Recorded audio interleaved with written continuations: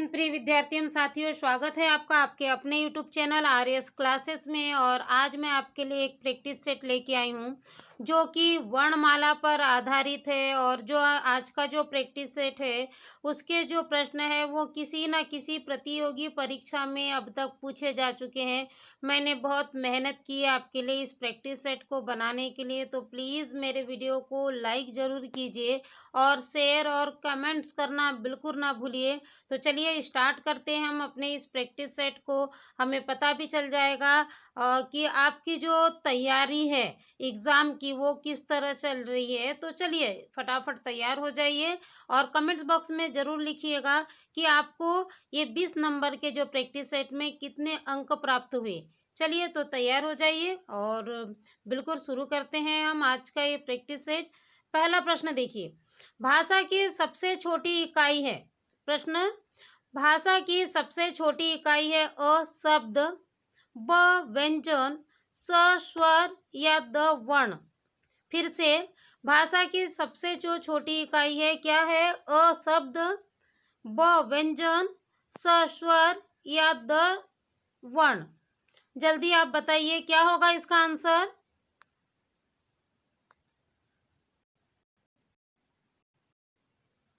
इसका जो आंसर होगा वह होगा द वर्ण। जिन लोगों ने वर्ण पर अपना टिक लगाया है उनका जो आंसर है वो बिल्कुल ही ठीक है। चलिए अगला प्रश्न देखते हैं।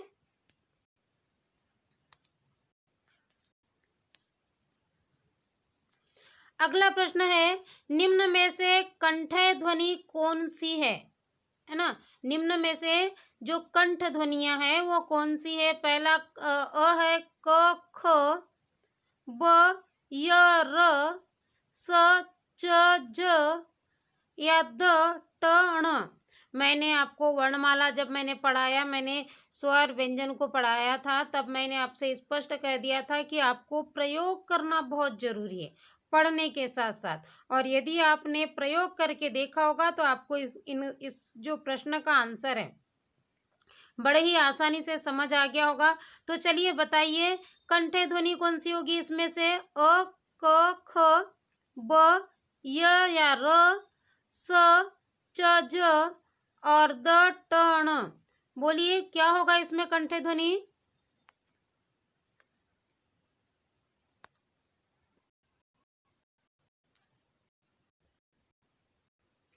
यदि आपका आंसर अ है तो बिल्कुल आपका आंसर सही है। क और ख ये क्या होगा? कंठ ध्वनि होगा। चलिए हम प्रश्न क्रमांक तीसरा देख लेते हैं। निम्न में से अल्प प्राण वर्ण कौन से हैं? प्रश्न क्रमांक 3, निम्न में से अल्प प्राण वर्ण कौन से हैं? अ आ, ब है क ग, स है थ ध या द है फ भ। फिर से देखिए, निम्न में से अल्प प्राण वर्ण कौन से हैं?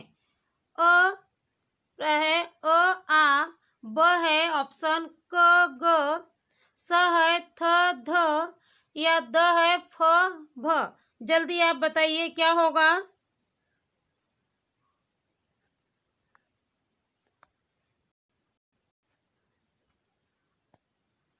यदि आपका आंसर ब है तो आप बिल्कुल सही है, क्योंकि हमने अल्प प्राण पढ़ा है। पहला, तीसरा और जो पांचवा जो वर्ण होता है वह क्या होता है? अल्प प्राण व्यंजन कहलाता है या वर्ण होता है। चलिए अगला प्रश्न देखते हैं। छ वर्ण किस योग से बनता है? फिर से देखिए प्रश्न चौथा, छ वर्ण किस योग से बनता है? अ आधा क और श, ब आधा क च, स ऑप्शन है आधा क और छ, द ऑप्शन है आधा क और श। बताइए जल्दी से, छ जो वर्ण है वह किसके योग से बनता है? आपने यदि वर्णमाला पढ़ी है, आपने स्वर व्यंजन को पढ़ा है, तो मुझे उम्मीद है कि बिल्कुल ही आसानी से आपसे बन जाएगा इस प्रश्न का उत्तर।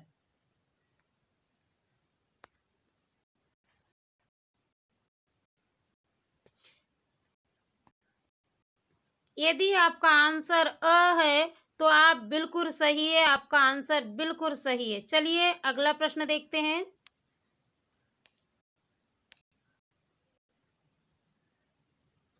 निम्न में से कौन सा घोष वर्ण है?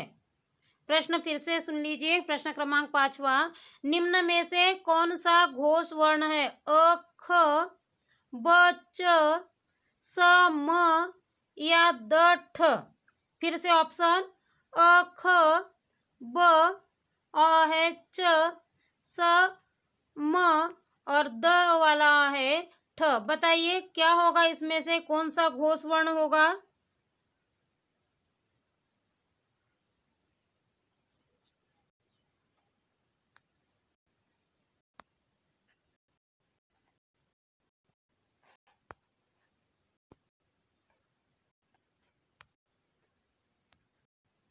बताइए जल्दी से।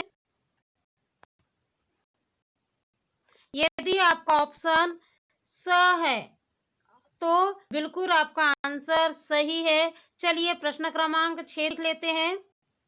निम्नलिखित में से कौन सा ट वर्ग नहीं है? यानी जो नीचे 4 जो वर्ण दिए हैं तो ऑप्शन में इसमें से कौन सा जो वर्ण है वो ट वर्ग का नहीं है? देखिए अ जो है ठ, ब के अंतर्गत है ढ, स, ण और द, म। बताइए कौन सा जो वर्ण होगा जो ठ वर्ण का नहीं होगा? बताइए जल्दी से।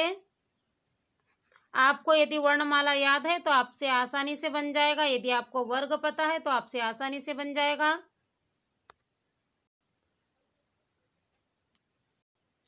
यदि आपका आंसर द है तो आपका आंसर बिल्कुल सही है। चलिए अगला प्रश्न देखते हैं। अगला प्रश्न है, लेखन के आधार पर वर्णों की संख्या होती है। अ 45, ब 52, स 35 या द 39? फिर से देखिए प्रश्न। लेखन के आधार पर वर्णों की संख्या होती है अ 45, ब 52, स 35 या द 39? जल्दी बताइए क्या होगा आंसर?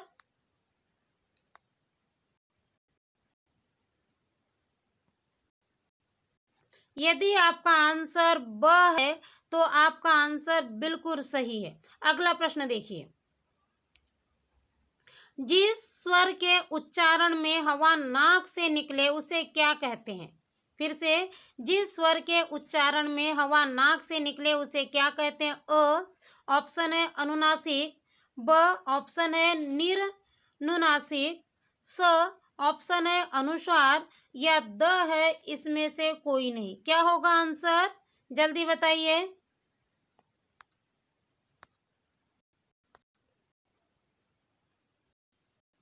यदि आपका आंसर ऑप्शन स है तो आपका आंसर बिल्कुल सही है। वह क्या कहलाएगा? अनुस्वार कहलाएगा। अगला प्रश्न देखते हैं। अंतस्थ व्यंजन है। कौन से अंतस्थ व्यंजन?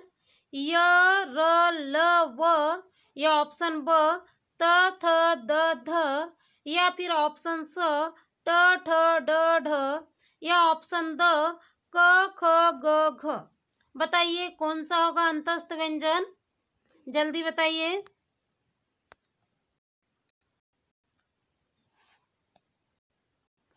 यदि आपका आंसर अ है य, र, ल, व तो आप बिल्कुल सही है। चलिए प्रश्न क्रमांक 10वां देख लेते हैं। संयुक्त छ, त्र, ज्ञ, स्र ये क्या है? आपको बताना है। संयुक्त व्यंजन है या ऊष्म व्यंजन है, लुप्त स्वर है या अंतस्थ व्यंजन है? फिर से। छ, त्र, ज्ञ, स्र ये क्या है? संयुक्त व्यंजन है, ऊष्म व्यंजन है, लुप्त स्वर है या अंतस्थ व्यंजन है? जल्दी सोचिए, जल्दी अपने दिमाग में सोच के बताइए क्या होगा?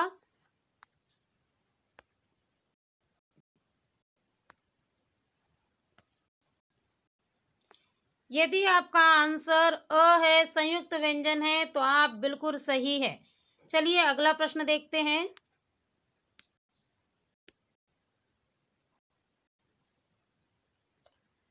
आप लोगों ने जिन्होंने पढ़ा है, जिनकी पढ़ाई अच्छी चल रही है, उन्हें तो ऐसा लग रहा होगा कि मैम बड़ा आसान आसान सा सवाल पूछ रही है वर्णमाला से, और जिन्होंने नहीं पढ़ा है उन्हें तो कठिन लग रहा होगा। मगर जिन्होंने बिल्कुल, जिनकी पढ़ाई जोरों शोरों से, उन्हें मेरे ये सारे सवाल बिल्कुल ही आसान लग रहे होंगे और उनसे आसानी से बन भी जा रहा होगा। तो चलिए प्रश्न क्रमांक 11 देख लेते हैं। ओष्ठ व्यंजन है कौन सा? ढ, ण, प, फ या स ऑप्शन है, ख, ग या द है, द, न। फिर से देख लीजिए, ओष्ठ व्यंजन कौन सा होगा? ऑप्शन नंबर अ, ढ, ण, ब, फ, माफ कीजिए, प या फ, स, ख, ग या द, ऑप्शन नंबर द या न। बताइए ओष्ठ व्यंजन क्या होगा?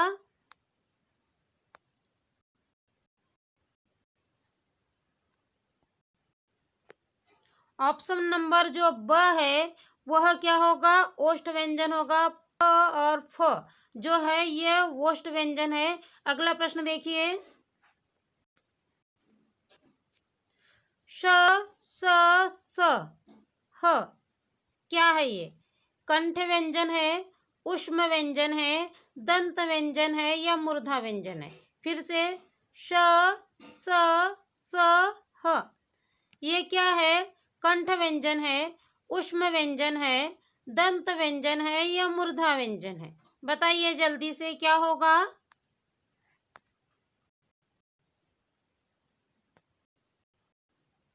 यह सभी क्या है?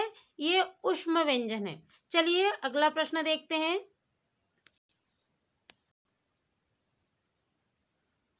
प्रश्न क्रमांक 13, निम्नलिखित में से कौन सा वर्ण उच्चारण की दृष्टि से दंत नहीं है?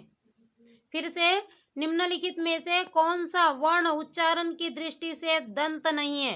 अ ऑप्शन है त, ब का ऑप्शन है न, स का ऑप्शन है द या द का ऑप्शन है ट।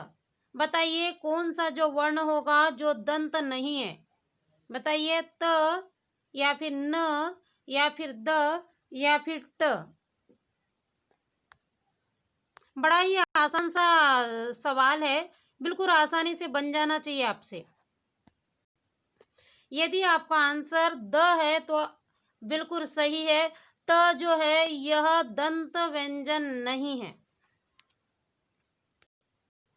प्रश्न क्रमांक 14 देखिए, निम्नलिखित में से कौन स्वर नहीं है? ऑप्शन है, अ है अ, ब का ऑप्शन है ई, स है ये या द है ज। ये तो बड़ा आसान सा सवाल है, आपसे बिल्कुल बन जाना चाहिए। गलती तो शायद ही किसी से होगी ही नहीं, है ना? तो बताइए जल्दी से क्या होगा?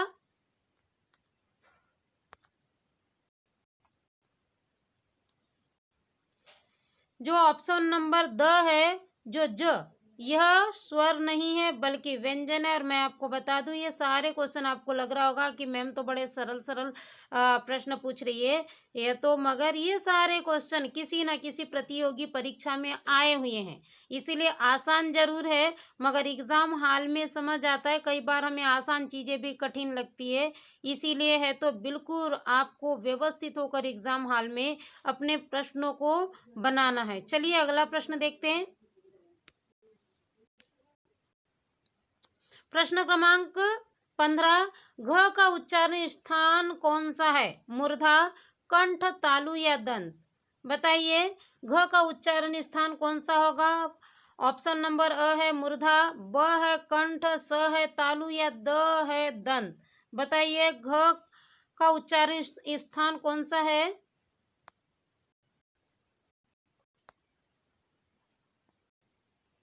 यदि आपका आंसर ब है तो आप बिल्कुल सही है। चलिए प्रश्न क्रमांक 16 देख लेते हैं।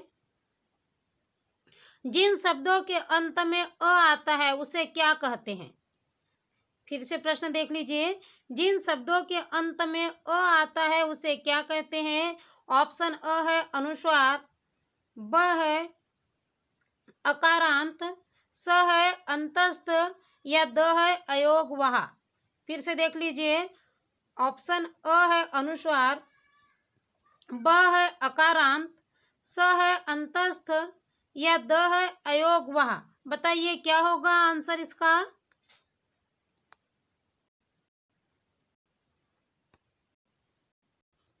यदि आपका आंसर ब है, अकारांत है, तो आप बिल्कुल सही है। चलिए प्रश्न क्रमांक 17 भी देख लेते हैं। निम्नलिखित में से द्विगुण वर्ण कौन से है? फिर से देखिए प्रश्न 17, निम्नलिखित में से द्विगुण वर्ण कौन से है? ऑप्शन नंबर अ है ड ढ, ऑप्शन नंबर ब है अण थ, ऑप्शन नंबर स है अड अढ, और ऑप्शन नंबर द है छ या ज्ञ। बताइए कौन सा द्विगुण वर्ण या व्यंजन होगा? बार बार ये सवाल प्रतियोगी परीक्षा में आया है। यदि आपका आंसर स है तो आप बिल्कुल सही है। प्रश्न क्रमांक 18 देख लीजिए। स्थान के आधार पर बताइए कि मूर्धन्य व्यंजन कौन से है। आपको बताना है। ऑप्शन अ है ग या घ, ऑप्शन ब है ज या झ, ऑप्शन स है ड या ढ, ऑप्शन द है प या फ। बताइए कौन सा होगा मूर्धन्य व्यंजन?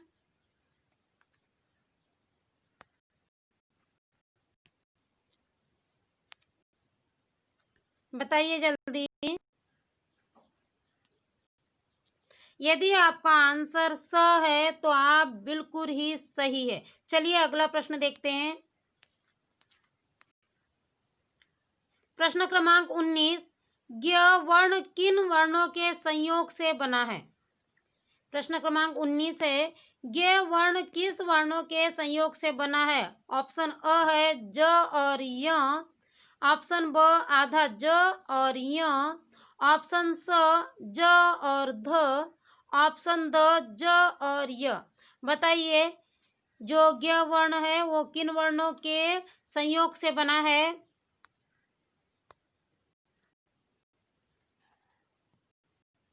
यदि आपका आंसर ब है तो आप बिल्कुल सही है। और 20 एवं अंतिम जो प्रश्न है वो देख लीजिए। तालव्य व्यंजन कौन से हैं बताना आप। ऑप्शन अ है च छ ज झ, ब है ट ठ ड ढ, स ऑप्शन है त थ द ध, और द ऑप्शन है प फ ब म। बताइए इनमें से तालव्य व्यंजन कौन सा होगा? आपने वर्णमाला पढ़ी है तो आपसे आसानी से बन जाएगा, कहीं दिक्कत नहीं है। बताइए जल्दी।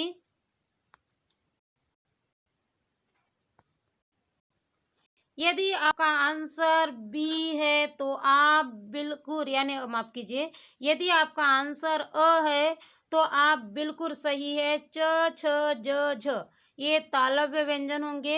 इस तरह आज के हमने प्रैक्टिस सेट में वर्णमाला से संबंधित 20 प्रश्नों को देखा।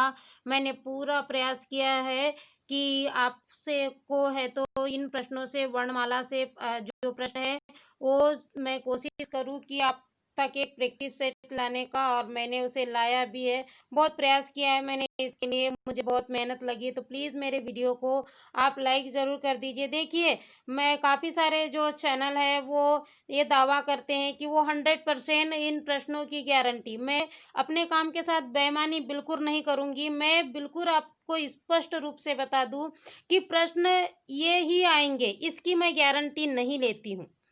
मगर हाँ, प्रश्न ऐसे ही आएंगे, इसकी गारंटी मेरी ज़रूर है। क्योंकि मैंने पहले ही कहा, मैं अपने काम के साथ बिल्कुल बेईमानी नहीं करूँगी। प्रश्न ऐसे आएंगे, इस बात की मैं गारंटी लेती हूँ। मगर यही आएंगे ये मैं बिल्कुल नहीं कहूँगी। मगर मैं इतना कहूँगी कि मैंने इस वीडियो को बनाने के लिए बहुत मेहनत की है।